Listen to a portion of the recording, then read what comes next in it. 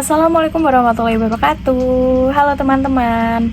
Perkenalkan, saya Siti Aja Nur Aini dengan NIM 22107020021. Pada kali ini saya akan menjelaskan mengenai tinjauan sosiologi hukum terhadap residivis tindak pidana pencurian sepeda motor yang terjadi di Kecamatan Limboto, Kabupaten Gorontalo. Tujuan pembuatan video ini adalah untuk memenuhi tugas UAS mata kuliah sosiologi hukum. Selamat menyaksikan.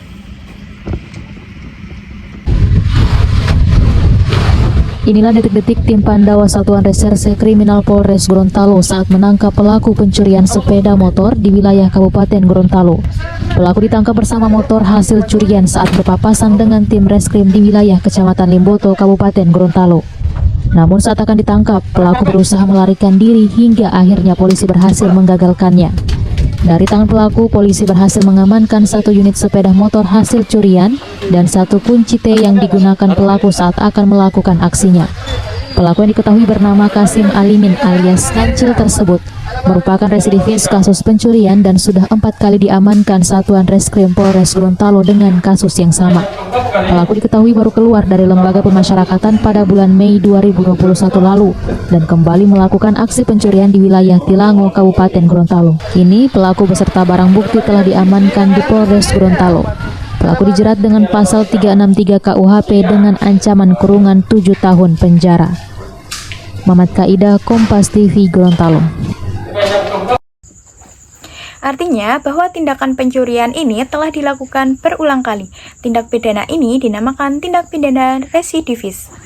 KUHP sudah mengaturnya dan harus dilaksanakan oleh para penegak hukum yang menjalankan peraturan-peraturan tersebut sebagai perwujudan yang diatur dalam KUHP dalam usaha untuk penanggulangan tindak pidana pencurian khususnya residivis diperlukan untuk melaksanakan hal-hal yang telah dicantumkan dalam peraturan perundang-undangan sehingga dapat terciptanya rasa aman, nyaman, tentram dalam lingkungan maupun pergaulan yang ada di keluarga dan masyarakat sosial. Jika kita menggunakan perspektif sosiologi hukum, dalam kasus ini hukum mencoba memahami tingkah laku anggota masyarakat yang berkaitan dengan hukum yang berlaku dilaksanakan dan mencari keyakinan masyarakat yang seperti apa yang membuat hukum dapat valid atau sah. Berdasarkan berita tersebut, beberapa hal yang mempengaruhi terjadinya tindak pidana residivis diantaranya yaitu faktor internal.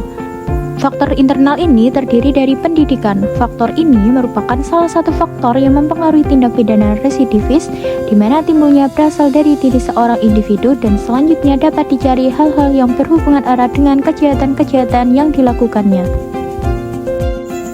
Faktor selanjutnya adalah faktor eksternal. Faktor eksternal ini berasal dari keluarga.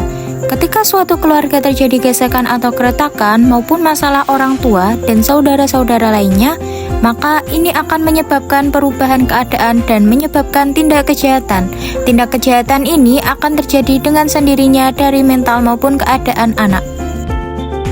Faktor eksternal yang kedua adalah sosial.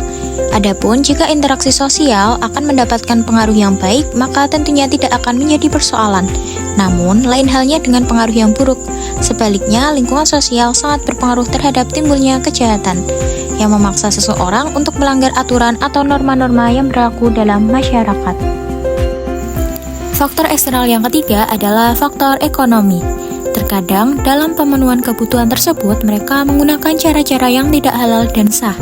Masalah ekonomi ini adalah pendorong seseorang untuk melakukan perilaku-perilaku yang menyimpang sehingga dapat merugikan orang lain. Biasanya, faktor ekonomi juga hanya sebagai alternatif sementara agar dapat melepaskan diri sementara dari masalah yang ada karena tidak mempunyai cara lain untuk memecahkan masalah tersebut. Sekian penjelasan dari saya, terima kasih dan sampai jumpa.